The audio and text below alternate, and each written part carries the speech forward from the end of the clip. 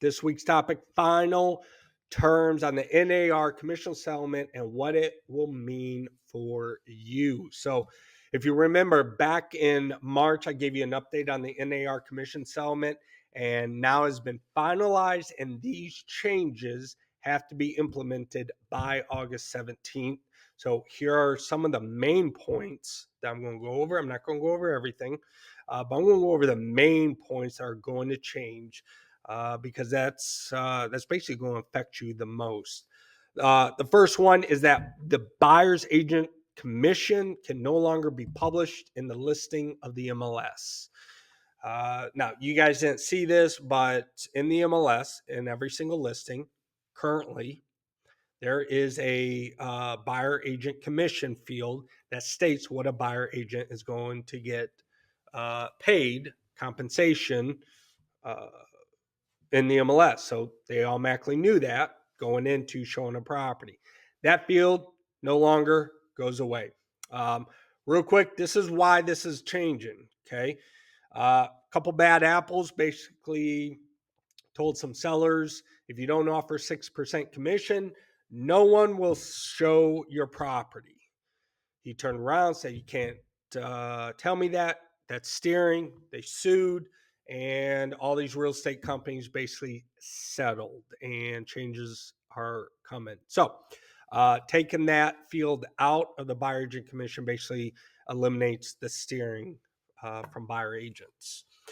2, the seller determines if they want to offer a commission compensation to the buyer agents, not the listing agent. Okay.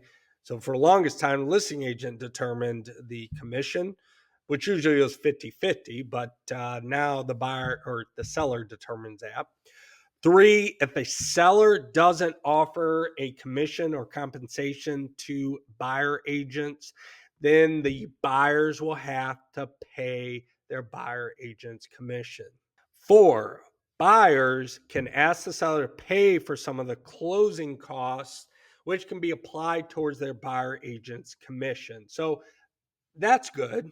If a seller isn't willing to offer compensation to a buyer agent up front, then a buyer can make an offer where they can ask the seller to pay some of their closing costs, which can be applied towards the buyer agent's commission.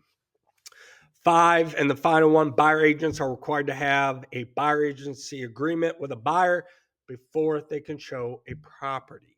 Just a little bad habit that now is getting eliminated. So here are my thoughts on these 5 and moving forward. The first one, the buyer agent commission field in the MLS going away.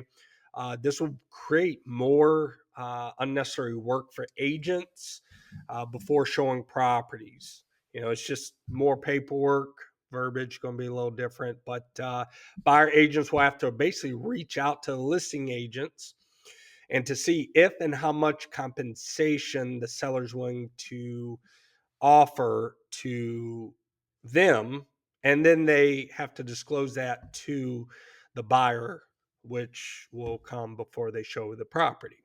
Listing agents will basically have to take phone calls and emails from all these agents that are trying to show the property and answer these questions on if and how much of the compensation is being offered to the buyer agent. So it's just going to create more work for the agents, which I know you don't really care about. It's just a little annoying on our end. But what this really is going to do to help you as a seller is it's going to eliminate the steering from buyer agents away from a property that only offering 5% or 4% total commission. That was an issue for the longest time, so that'll eliminate that because now these changes eliminates that. So that's good. 2, seller determines buyer agent commission. So instead of the listing agent commission, let's say for an example, being 6% total, and the listing agent given 3%, half of the 6% commission to the buyer agents. Now the seller determines if the buyer agents get 3% or some other percentage or no percentage. Okay. So now the decision's in the seller's hand. Um, Kind of good for listing agents because now we don't necessarily have to fight for the buyer agent's compensation. But if we don't, then what's going to happen, which I'm going to talk about, if you don't offer a commission or compensation to the buyer agents. But in my opinion, we'll see sellers decide not to offer a buyer agent commission and probably sit on the market for a while. And I'll touch on that reasoning a little bit more in my wrap up. So just stay tuned. Third thing, buyer pays the commission if the seller doesn't. This is probably where the issue and problem is going to be, the most absorbed for 100 years or however long real estate's been taking place. The seller has always paid the listing agent, and the buyer agent usually got half of the commission. So if it's been 6% to the listing agent goes, well, I'll give you half if you bring the buyer.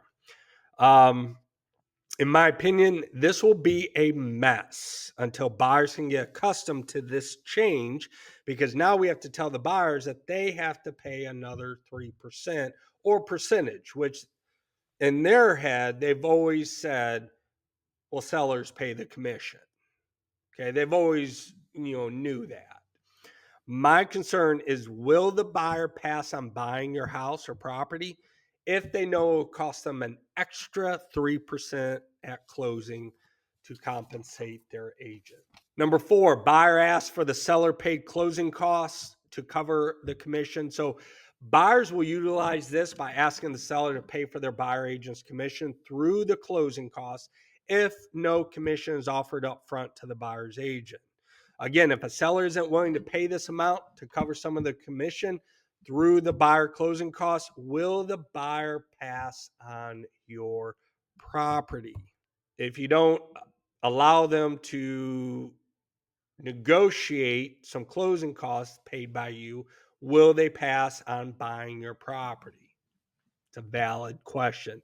5 and final change, required buyer agreement before showing property. This eliminates a long overdue habit of agents basically getting this signed at the time of making an offer, because they already knew what they're going to get paid in the listing. Now that field goes away. Now they're requiring a buyer agency agreement, so that way buyers know and understand if they have to pay their buyer agent or if the seller's going to compensate on the property they're buying. This will also eliminate showings from tire kickers, because tire kickers aren't going to want to sign anything like this. Sometimes tire kickers do buy after they look at a property and, they take the next step. Here's my wrap up and final thoughts. So this is very key. My recommendation: don't reinvent the wheel. Okay. The urge to save 3% by not paying a buyer agent will be there, but I will recommend offering it. If it was me, tried to sell a property about 4 months ago, and I offered 6% commission. The reason why is that in the past, okay, I've seen buyers pass on buying a property because they don't want to pay a $3,000 assessment. They're not willing to pay $3,000. Why would they pay $15,000?